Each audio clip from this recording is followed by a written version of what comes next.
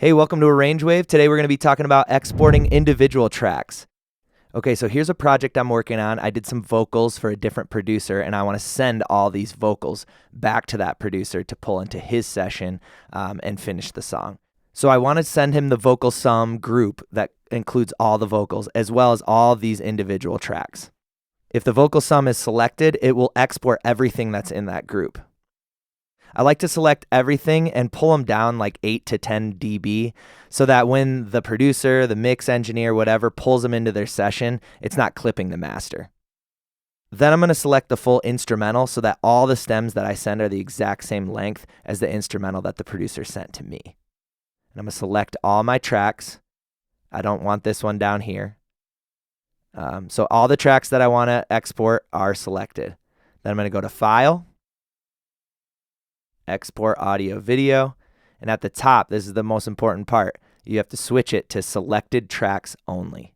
That way it only exports the tracks that you've highlighted. So you hit Export, choose the folder you're going to export to, and then for the name, pick something simple like an underscore, and then when you export them, it'll be underscore and then the name of the track. So hit Save. I sped this up a little bit, and then you'll see all your tracks exporting into your folder. Bop, bop, bop, bop, bop, bop, bop. Okay, so let's go check the folder. I like to save this set and open a brand new one. I'll find my folder, open it up, pull all my tracks in.